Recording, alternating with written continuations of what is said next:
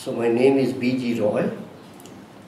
I just left Indo-German Chamber of Commerce on 31st of December 2011 after working there for 13 years. Before that I worked 33 years with Siemens in India at various locations, starting from Kolkata to Bombay, Madras and Delhi. And so I have been associated with the German organization for more than 46 years. Germans are very precise, to the point, very specific what they want to achieve, and in the shortest of the time. The time is a very important factor for them. Just the opposite is the Indians. How come that Indo-German business has yet never this have been so successful? Perhaps Indians have started learning the technique of doing business with Germans. Similarly, Germans have also started learning how to bridge the gap of this thinking between the two countries. And you see these days a number of big German companies present in India. You take any name, whether it is a Mercedes, whether it is Siemens, whether it is Bosch, all big names are here. Similarly, you find lately a lot of middle-sized companies have come to India with their technology, with their products, with their systems.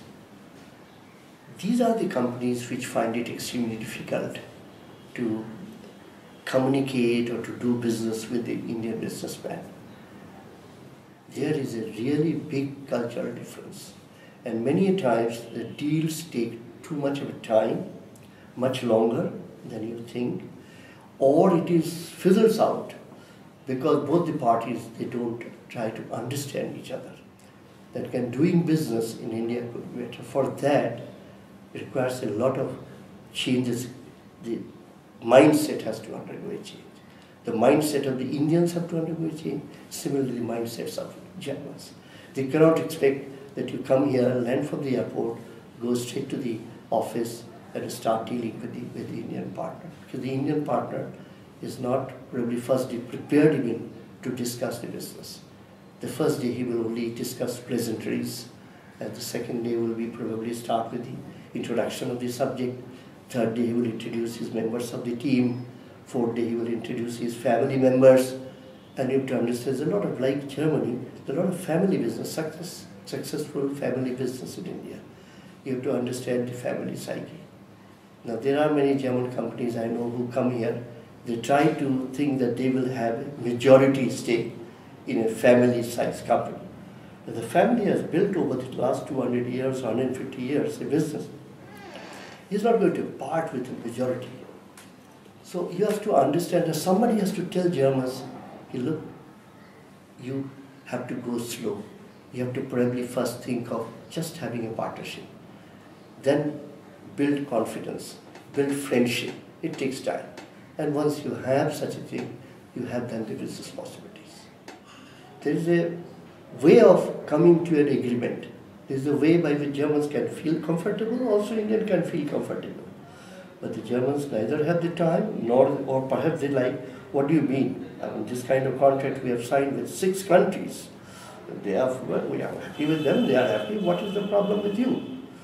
They don't understand that the Indian has not signed with 6 countries. So he is doing this for the first time. So you have to allow him the concession of his way of thinking. And if you want to change it, you have to devote time.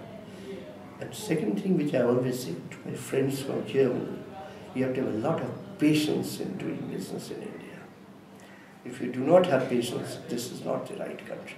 If the patience pays here, you might achieve exactly what you want to do. But you need time, you need patience, and a lot of talking. One of the worst experiences of my lifetime as a young man and in Bombay, and tried to make an appointment for a very big boss of a multinational company in Germany. On Monday morning I was called by my super boss and he said, look, you made some appointment with Mr. Palkiwala lawyer in London hotel on Saturday? I said, yes, I did. I thought, You did. It's a Saturday, do you know? On a weekend, you cannot make an appointment with somebody without asking him. I said, he didn't give me specify. He said he just needed an appointment. He said, that is on a working week. That is Monday to Friday. You cannot have his private life, Saturday, Sunday disturbed. I said, sir, I didn't realize that. So first time I realized that without asking a German, you should never fix any appointment for him. For anywhere, it could be millions of dollars contract on a weekend. So it should be very clear from that day onwards. So these are few things, whereas in India we would not mind. If it is so important, whether it is Saturday, Sunday, holiday or festival day, we'll go. Similarly, on a festival day, we go here. But on a Christmas time, I was told never think of even doing any business discussion on that day. They are not there means not there. Over. I said, but it is important for me is that you don't have to assess that. He will decide. If he can wait, after Christmas it can, then you please wait. Show your patience in that. The visibility of Germany can be much more here, because today nobody sees or nobody knows that the railway signaling system in India is provided by Siemens, or nobody knows that the coaches are built by so-and-so company, or the power stations are built by which companies, because they remain behind. You don't see them. You don't see them like American companies or the British companies or the others which have a strong brand name like Pepsi, Coca-Cola and things like that. You don't have a German Coca-Cola company. So their visibility factor is very important, and that's what I have been always telling, that German food processing companies, the food companies, the food selling companies, they should really come forward and set up their shops. They will not regret, they will make plenty of money. There's a huge population. 20% of the population can afford anything and everything which a European can afford.